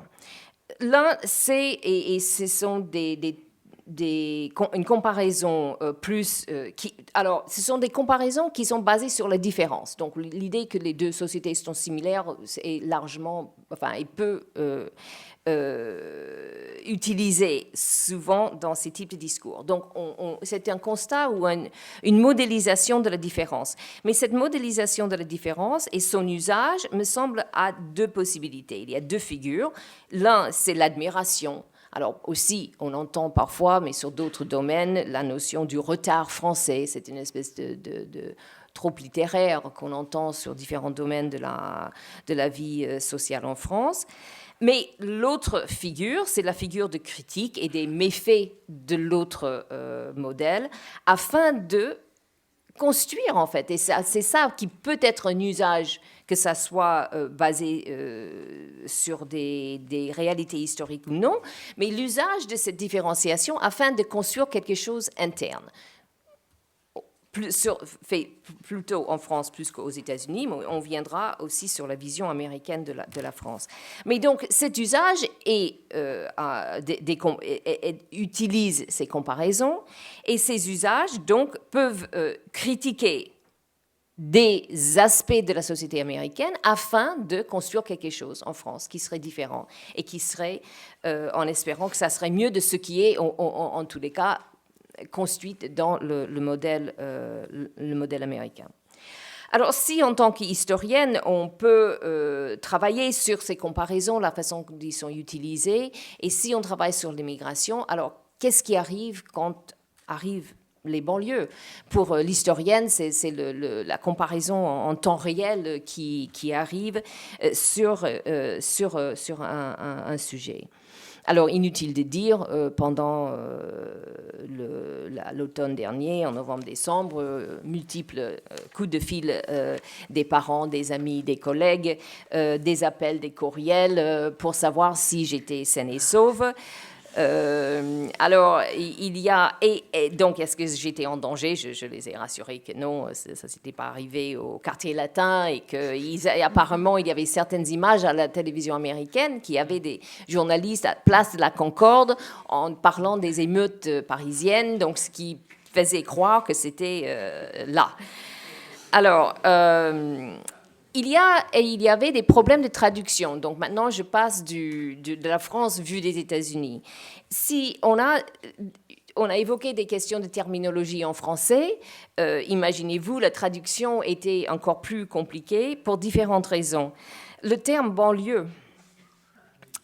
Alors, aux États-Unis, des suburbs, qui sont l'espace périurbain, étaient construits sur un tout autre modèle, si je peux dire, et c'était d'ailleurs l'endroit où les classes moyennes blanches ont fui les centres-villes dégradés et habités par des ghettos qui faisaient peur. Donc, avec la désindustrialisation, avec une différence effective de moyens mis dans les villes moindres dans certaines villes américaines, qui faisait que les problèmes des centres-villes, les problèmes, entre guillemets, aux États-Unis sont au centre des villes plutôt que dans les banlieues. Donc, comment expliquer quelle était même la place de la localité et quel mot pour parler de la géographie. Donc, la structure des villes, c'est l'histoire urbaine, la construction des formes d'immeubles à bas loyer aux États-Unis étaient plus dans les villes, mais aussi donc la fonction même de la banlieue est très différente. Autre terme qui était très difficile, et puisque je pense fondamentalement pas clair en France, violence, révolte, émeute. Le terme en anglais riots semblait excessif. Il y a eu un problème de l'agglomération des statistiques sur les voitures en France. Il me semble faisait penser que chaque fois que c'était tous en même endroit, bien que c'était des chiffres nationaux. Mais du coup, l'image de la violence était, et j'avais aussi pris note que violence est supposé, enfin le terme apparemment donc est supposé d'être contre les personnes, mais le terme, il me semble, a échappé à cette contrainte. On ne savait pas quoi dire. Il y avait un journaliste américain qui disait qu'il essayait de dire sporadic urban violence. C'est un peu long, c'était mieux que riots, donc il ne voulait pas dire émeute qui semblait plus organisée, plus complète, plus centralisée d'une certaine manière, mais des violences urbaines sporadiques, oui, mais c'était un peu long. Autre grand problème de définition, c'est même votre terme républicanisme. Nous avons nos républicains à nous, Bush et compagnie, donc c'est pas du tout pareil.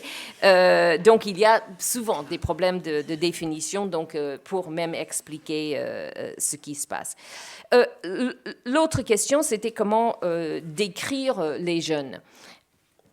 Tous mes amis américains, enfin spontanément, il est vrai, les gens pensaient dans les termes ethniques, en termes immigrés, et puis les termes plus récents, en imaginant que c'était une question religieuse des musulmans qui, assez rapidement, c'était dans la presse française, et ça,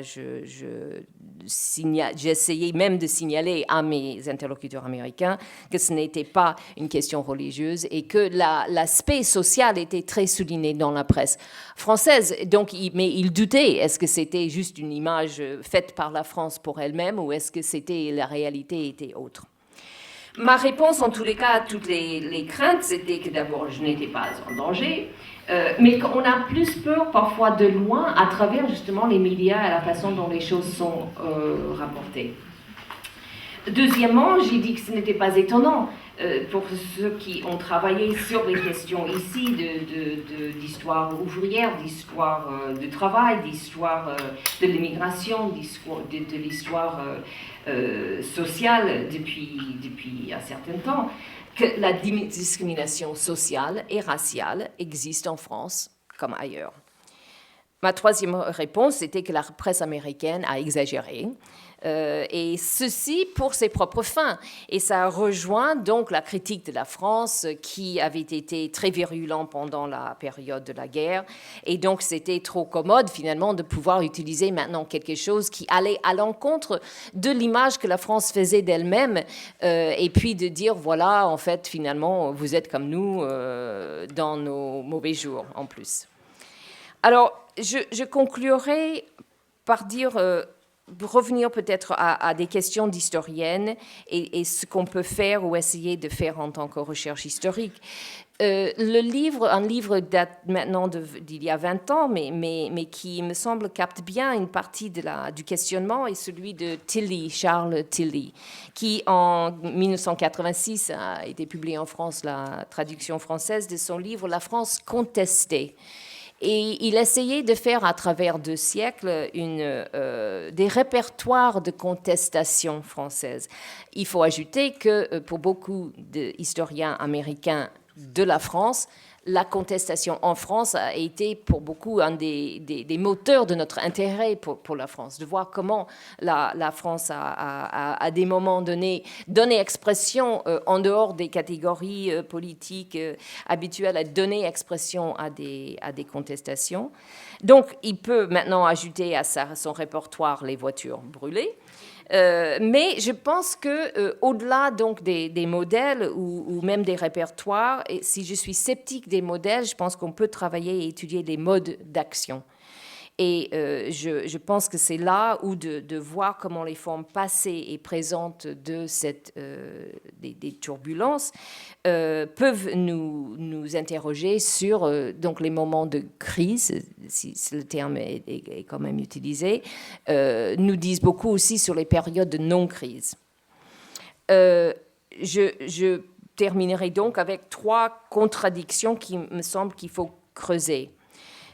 D'abord, la notion même de politique, puisque est-ce que c'est politique ou pas politique? Ça veut dire, c'est la question aussi comment on définit le politique. Et donc, ça peut nous amener à redéfinir ce qui est politique. Deuxièmement, je trouve un paradoxe particulièrement intéressant, c'est que j'entends, et ceci depuis des études sur les grèves du 19e siècle ou sur d'autres formes de contestation, on entend souvent pas seulement des questions sur le matériel de salaire, de meilleures conditions, mais aussi on a souvent entendu la demande de plus de dignité, plus de respect, de la reconnaissance. Et pour moi, ce que j'entendais dans la crise émeute, je ne sais pas comment le nommer le mieux, des banlieues, c'était aussi une demande de reconnaissance. Et ce qui est le paradoxe, c'est que les demandes de reconnaissance et du respect passent par des formes qui sont de non-respect vis-à-vis des biens d'autrui. Mais fondamentalement, c'est autour, il me semble, de ce paradoxe qu'on peut travailler. Et puis, troisièmement, il me semble que là aussi, ce qui pouvait sembler une forme de déliaison sociale devait être réexaminé en termes de liens sociaux. Quels sont des liens qui sont, mais des liens, pas seulement des liens au niveau social global, mais des liens, des liens infra, des liens entre jeunes d'une part, mais aussi des liens qui peuvent être autour des associations, des groupes construites dans les communautés, dans les quartiers. Et au lieu de stigmatiser des associations, stigmatiser les communautés, moi, il me semble qu'il y a des choses là où il faut, pour comprendre quels liens sociaux peuvent exister, et aussi les voir où ils sont, et puis essayer pour mieux comprendre. Voilà.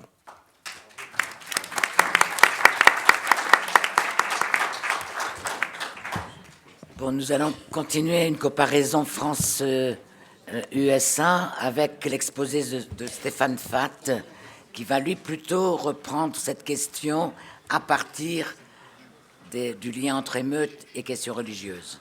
Voilà. Alors je suis le dernier à parler, tout le monde est un peu fatigué, alors je me suis dit qu'une projection, quelques images, bon, ça pourrait nous aider si ça marche. Alors est-ce que le projecteur marche? Oui, c'est branché. C'est branché, donc est-ce que le projecteur lui-même est branché aussi? Oui, voilà, donc ça devrait venir. Ça devrait venir. Alors, lorsqu'on m'a proposé d'intervenir dans le cadre de ces séances, j'ai commencé par refuser parce que je ne suis pas spécialiste particulièrement des villes. Par ailleurs, je suis historien et je crois qu'un regard de type sociologique est probablement plus directement intéressant aujourd'hui sur ces questions qu'un regard d'historien. Ceci dit, j'ai fini par accepter avec l'idée finalement de vous proposer quelque chose de très généraliste. Et je serai un petit peu comme ce monsieur qui intervenait tout à l'heure et qui disait qu'il n'avait pas encore vraiment d'hypothèse, en fait, en travaillant sur le terrain depuis quelques mois. J'en suis un peu à ce stade-là aussi, c'est-à-dire que je vais vous proposer plutôt un balisage généraliste de la question du religieux dans cette crise des banlieues.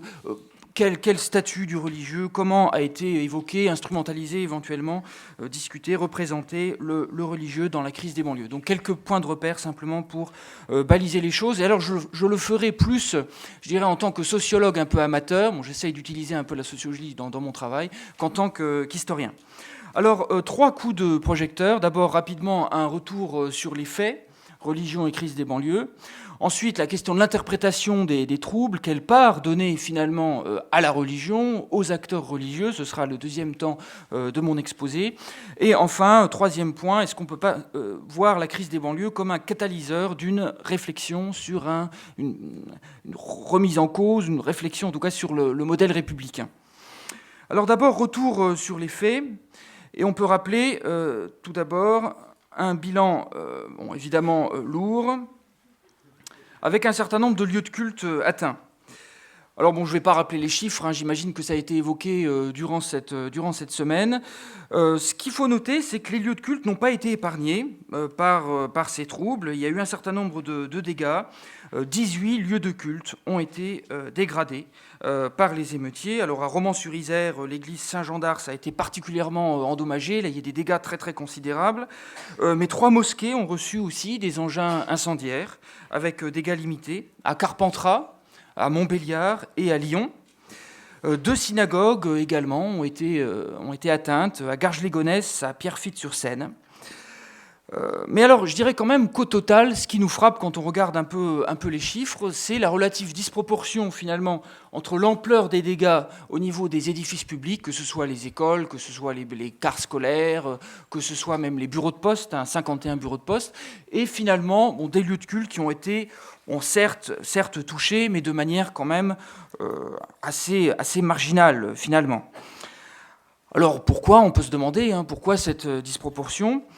Alors peut-être finalement parce qu'ils ont été respectés par les émeutiers, c'est une possibilité après tout. Autre hypothèse forte sur laquelle on reviendra, cela pourrait bien signifier que la variable religieuse a été en fait très secondaire dans cette crise des banlieues, et on y reviendra. Et dernière piste, la religion n'aurait pas été visée tout simplement parce qu'elle représente bien peu de choses pour les émeutiers. Les symboles de leur haine, ce sont l'école et pas l'église. Ce n'est pas l'église, la synagogue ou la mosquée. Le symbole du malaise social, c'est plutôt l'école. Alors, des revendications disparates, maintenant, où la religion apparaît finalement peu. Quand on regarde un petit peu tous les thèmes de revendications qui ont été avancés, alors, bon, il y a eu la mort de 2 jeunes à Clichy-sous-Bois qui a été évoquée, avec une demande d'enquête et demande d'excuses. Bon, ça, c'est un thème qui est revenu souvent dans le discours des jeunes en colère. On exige donc des excuses du ministre de l'Intérieur, on exige éventuellement même sa démission. Ça, c'est beaucoup revenu aussi dans l'expression des émeutiers.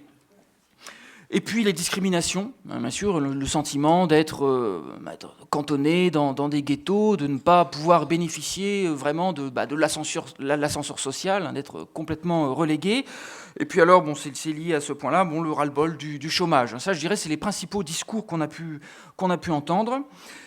Mais alors là-dedans, la religion, alors on a quand même entendu aussi quelques slogans Allahu Akbar. Ça a été évoqué, alors avec une caisse de résonance assez formidable sur certains sites internet ou dans certains discours. Là encore, on y reviendra.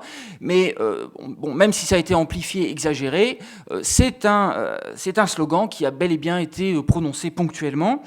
Et alors, autre élément où la religion a été exprimée comme une revendication de la part des émeutiers, c'est suite à cette fameuse grenade lacrymogène qui a été lancée donc, à l'entrée de la mosquée de Clichy-sous-Bois le 30 octobre. Et là aussi, donc, suite à cela, il y a eu un certain nombre de revendications très explicites qui étaient exprimées d'un point de vue religieux. Là, ce n'était pas le point de vue purement socio-économique, mais bel et bien là, le point de vue religieux. Mais là encore, vous remarquerez, au total, on observe une certaine disproportion, finalement, entre un large corpus de revendications d'ordre socio-économique ou d'ordre politique, et finalement un corpus de revendications religieuses qui est réduit vraiment à bien peu de choses au total. Alors, au cours des troubles, qu'en est-il de la visibilité des acteurs religieux? Est-ce qu'on les observe ou non? Alors, tout d'abord, il me semble que du côté des grandes religions asiatiques, bouddhisme, taoïsme, bon là, c'est rien à signaler. En tout cas, bon, vous me démentirez peut-être, mais j'ai pas l'impression. J'ai pas l'impression qu'ils étaient très présents, très visibles sur la scène publique. Comme on dit, oui, ils sont zen. Alors, du côté du judaïsme et du christianisme, là, on peut parler d'une discrétion tantôt prudente, tantôt méfiante, tantôt marquée par une grande expectative, aussi bien du judaïsme que du christianisme. Alors, il y a eu un certain nombre d'initiatives œcuméniques, la plupart du temps tardives. Alors la première, me semble-t-il, c'est cette marche qui a été organisée à Clichy-sous-Bois, où on a vu côte à côte des imams, des prêtres et des pasteurs, suite aux événements de Clichy-sous-Bois qui ont déclenché tout cela au départ.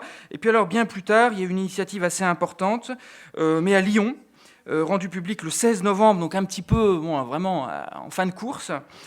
C'est l'initiative « Vivre tous ensemble », signée par le cardinal Barbarin, le père Iskos, orthodoxe, Kamel Kaptan, directeur de la Grande Mosquée de Lyon, le pasteur Kiné de l'Église réformée, le pasteur Wilson de l'Église baptiste, et Monseigneur Zakarian de l'Église arménienne apostolique. Alors j'en oublie, il y a le grand rabbin de Lyon également, Richard Werdenschlag, et le révérend Martin de l'Église anglicane. Donc vous voyez, un très très large panel de leaders religieux, des grandes religions monothéistes particulièrement. Et alors ils affirment dans ce texte, dans ce communiqué assez solennel rendu public, ils affirment vouloir travailler ensemble pour la paix sociale si troublée depuis plusieurs semaines. Alors dernier acteur, et là qu'on a remarqué évidemment beaucoup plus, c'est l'islam. L'islam qui affiche dans cette affaire une visibilité de premier plan et qui se donne, je dirais dans cette occasion, l'image de principale religion des banlieues. un petit peu dans les commentaires, les réactions de l'opinion publique. C'est un peu imposé cette idée finalement que l'acteur religieux le plus présent, le plus actif dans les banlieues, aujourd'hui en France, dans la France du XXIe siècle, c'est l'islam. Alors à tort ou à raison, bon, ça on peut en discuter. Et alors cette visibilité, elle s'est manifestée à un double niveau, très dissymétrique. Alors en mode mineur, l'islam peut constituer un élément de rhétorique ponctuelle des émeutiers. Ça a été le cas suite à l'incident de la mosquée de Clichy-sous-Bois. Bon, et puis il y a eu ces quelques slogans, Allahu Akbar. Et en mode majeur, très clairement majeur, l'islam s'est affiché comme une force de médiation, comme une force de régulation et surtout une force de pacification des troubles. Et là, on peut mentionner, bien sûr, en particulier cette fameuse fatwa de l'UOIF, dont on a beaucoup parlé. Il y a eu tout un débat autour de cette fatwa, promulguée, rendue publique le 6 novembre 2005, qui souligne, je résume, qu'on ne peut pas justifier l'atteinte au bien d'autrui par une injustice vécue. C'est le contenu principal de cette fatwa. Alors, ce qui est intéressant, c'est que cette fatwa a été l'objet d'un débat serré à l'intérieur même de l'islam de France. On ne peut absolument pas présenter cela comme une initiative tout à fait consensuelle. Non, il y a eu des débats très serrés. Et par exemple, sur le site oumain.com, on s'est insurgé contre cette fatwa. On s'est dit, mais enfin, c'est scandaleux de communautariser le débat de cette manière, de confessionnaliser des problèmes qui sont d'abord des problèmes sociaux. Et donc, ces critiques sont venues à l'intérieur même du monde musulman français. Donc ça, je crois que c'est important à souligner. Alors, deuxième grand coup de projecteur maintenant, interpréter les troubles, quelle part donner aux religions. Et donc là, schématiquement, trois grandes grilles. On pourrait en rajouter une ou deux, mais enfin, je me contenterai là des trois principales. Alors d'abord, ce qu'on peut désigner comme la grille républicaniste pessimiste, qui voit finalement dans ces conflits, dans cette crise des banlieues d'octobre-novembre, un conflit ethnico-religieux. Et là, bien sûr, le grand porte-parole de cette orientation, c'est Finkielkraut, évidemment, dont on a énormément parlé. Alors je le cite, vous voyez le texte, c'est ce fameux interview dans Haaretz. « On voudrait réduire les émeutes des banlieues à leur dimension sociale, y voir une révolte des jeunes contre la discrimination et le chômage. Le problème est que la plupart sont noirs ou arabes avec une identité musulmane. En France, il y a d'autres immigrants en situation difficile, ils ne participent pas aux émeutes. Il est clair que nous avons affaire à une révolte à caractère ethnico-religieux. » Fin de citation. Alors je précise que dans cette perspective-là, on se situe bien à l'intérieur de la culture républicaine. Alain Finkielkraut est un républicain, mais c'est un républicain très pessimiste qui considère qu'en gros, nous nous payons de mots. Et nous refusons de voir l'évolution de la société française, l'évolution de la réalité sociale des banlieues, et qu'en réalité, c'est beaucoup plus grave que ce qu'on imagine. C'est pas simplement un problème d'ascenseur social en panne, c'est aussi un conflit ethnico-religieux. Donc ça, c'est la première grille de lecture de ces événements. Alors, deuxième grille que je qualifierais de libéral-démocrate du choc des civilisations. Alors à première vue, ça peut un peu ressembler à la ligne Finkielkraut, mais en réalité c'est quand même assez différent, puisque là on n'est pas dans une perspective, je dirais, républicaine. Alors cette grille libérale-démocrate, c'est l'idée de dire, en gros, cette crise des banlieues, c'est l'avant-garde d'une vaste intifada musulmane destinée à déstabiliser les sociétés occidentales. C'est ce schéma-là, en gros. Alors, il n'a jamais été explicité, je dirais, publiquement en France par des acteurs de poids, même pas Finkielkraut. Finkielkraut n'est pas sur cette ligne-là complètement, et en tout cas, il a la grille républicaine qui corrige un certain nombre de choses. En revanche, à l'étranger, et notamment aux États-Unis, chez certains leaders de l'opinion américaine, et en particulier donc Bill O'Reilly, qui est vraiment le symbole même de cette ligne, le principal porte-voix de cette ligne dans les médias américains, un grand chroniqueur sur Fox News, lui n'hésite pas à parler d'insurrection musulmane. Alors, vous voyez dans cet extrait, voilà, alors d'abord, il ne faut pas oublier que le gouvernement Chirac et la France a constamment voulu empêcher finalement cette guerre contre la terreur conduite par les Américains. Voilà pourquoi nous boycottons la France. Mais maintenant, donc, il y a un changement, le vent tourne, n'est-ce pas? La France est en état de siège, finalement. Voilà, et puis alors Chirac qui est qualifié de faible, voilà, il refuse même d'utiliser l'armée, franchement, quel faiblard. Il permet l'anarchie dans les rues. Alors il y a un petit clin d'œil aussi par rapport à Katrina, et c'est vrai que la manière française d'interpréter les conséquences de Katrina est très très mal perçue aux États-Unis d'une façon générale, et au-delà même de Bill O'Reilly. Et donc, en gros, c'est une répétition générale d'une forme d'intifada musulmane. Donc ça, c'est la deuxième grande grille, mais qu'on a peu observée à l'état brut en France. Et alors, troisième grille, qui a largement dominé, je dirais, sur la scène publique française, c'est ce qu'on pourrait qualifier de grille républicaine réformiste, avec là comme principal porte-parole, il me semble, c'est Emmanuel Todt, dans un interview du Monde, le 13 novembre 2005, où il dit la chose suivante: « Je ne vois rien dans les événements eux-mêmes qui séparent radicalement les enfants d'immigrés du reste de la société française. Donc ce n'est pas un choc des civilisations. Ces immigrés sont des Français. J'y vois exactement le contraire, j'interprète les événements comme un refus de marginalisation. Tout ça n'aurait pas pu se produire si ces enfants d'immigrés n'avaient pas intériorisé quelques-unes des valeurs fondamentales de la société française. Donc en gros, c'est à l'intérieur des valeurs républicaines, et c'est à la limite en tant que républicain que s'exprime cette violence. Par exemple, le couple liberté-égalité. Du côté des autres acteurs, la police menée par le gouvernement, les autorités locales, la population non immigrée, j'ai vu de l'exaspération peut-être, mais pas de rejet en bloc. Donc il réfute l'hypothèse d'un choc des civilisations, et il réfute aussi la lecture de Finkielkraut en termes de conflits ethnico-religieux. Et je dirais globalement que c'est cette grille de lecture qui va largement s'imposer dans le débat public en France, la grille républicaine réformiste, qui ramène le facteur religieux à un épiphénomène et souligne au contraire l'auto-appropriation des valeurs républicaines par les émeutiers, qui aspirent à plus d'égalité et plus de liberté. Alors très rapidement, avant de passer à mon dernier coup de projecteur, j'ajouterai quand même qu'on pourrait un peu complexifier les choses et rajouter une grille, ou voire deux grilles, notamment la grille religieuse intégraliste, alors qui ne s'est pas exprimée publiquement en France, mais dont on peut retrouver quand même un certain nombre de traces, notamment sur les sites Internet. Et je dirais aussi bien les sites Internet islamistes que les sites Internet du catholicisme traditionnaliste ou les sites Internet évangéliques. Moi, je travaille sur le terrain évangélique. Je peux vous lire un extrait qui est quand même assez parlant de ce point de vue-là. Nous sommes en train de vivre ce qu'annonce le Deutéronome, chapitre 28, versets 49 à 52, une malédiction qui se prépare de longue date, depuis 40 ans, depuis que la France s'est désolidarisée d'Israël pour faire alliance à cause du pétrole avec les pays musulmans. Donc là, une lecture apocalyptique entièrement infusée par une grille religieuse. On va lire l'événement de A à Z en fonction d'une lecture religieuse. Alors là, je vous donne un exemple du côté évangélique, mais on pourrait aussi donner des exemples du côté islamiste ou bien d'autres côtés. Alors c'est une grille qui ne s'est évidemment pas exprimée publiquement parce que ces acteurs savent très bien que ce discours n'est absolument pas recevable sur la scène publique, mais il ne faut quand même pas oublier que ces événements ont été lus aussi comme cela. Et on en trouve bel et bien des traces, notamment donc, sur les sites internet qui ont l'avantage de l'anonymat pour les scripteurs. Voilà. Alors je passe donc maintenant au troisième et dernier coup de projecteur, vraiment au pas de charge pour permettre une discussion ensuite. Alors la crise des banlieues, catalyseur d'une réflexion sur un aggiornamento républicain. Alors premier type de réaction, je dirais, c'est la surenchère républicaniste. En gros, rien entre l'individu et l'État, dans une tradition républicaine plus ou moins fantasmée. La religion est renvoyée au privé.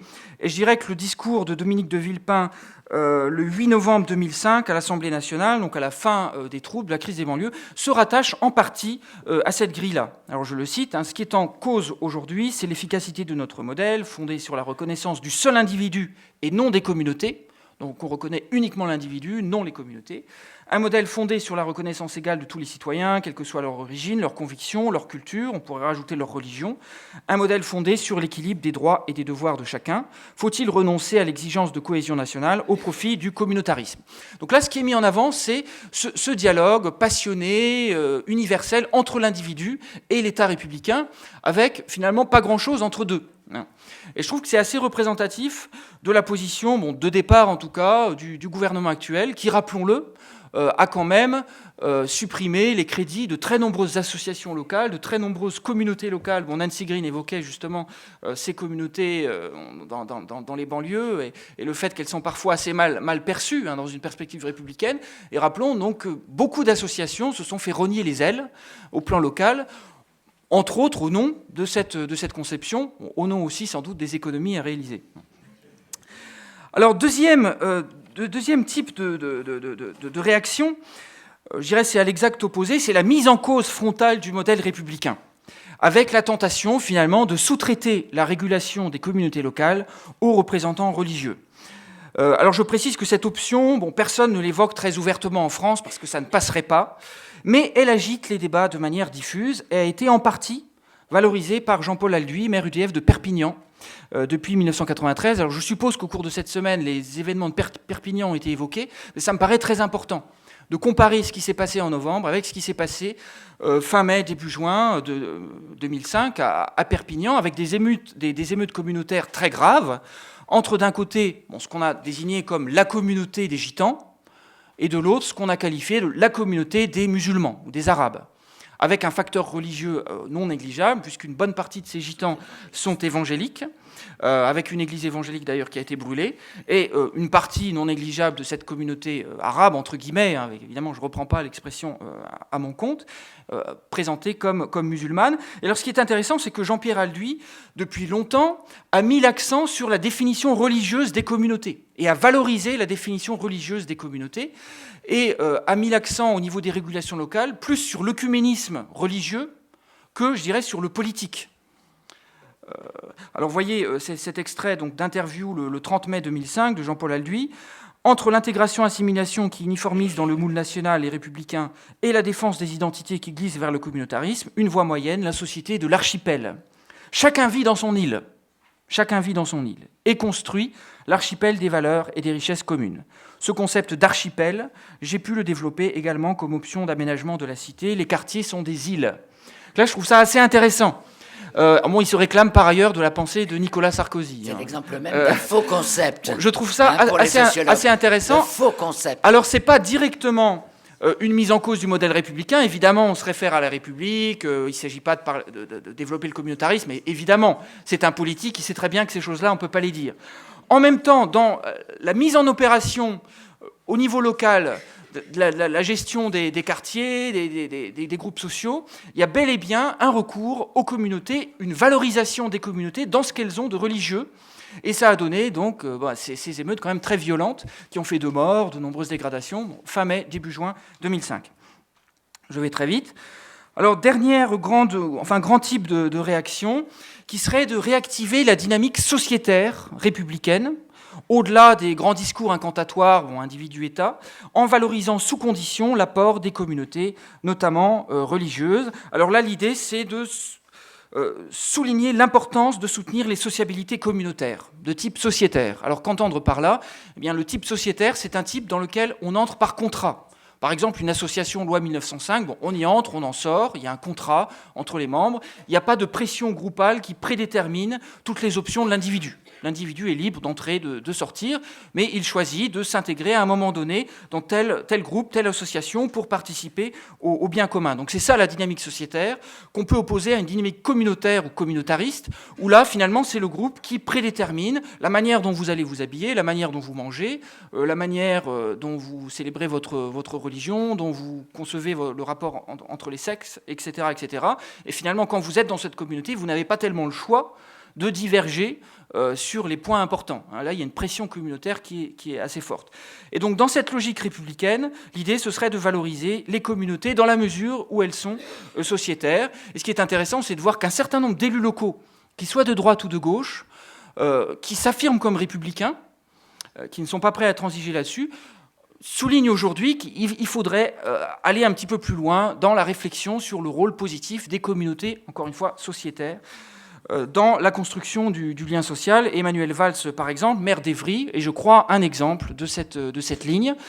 Évry, qui est marqué par la présence d'une grande cathédrale, mais aussi d'une grande mosquée et d'une grande pagode, en cours de réalisation. Donc voilà très schématiquement cette typologie que je vous propose, en m'excusant pour le côté très à la hussarde de tout cela, mais c'était pour lancer le débat. Je vous remercie.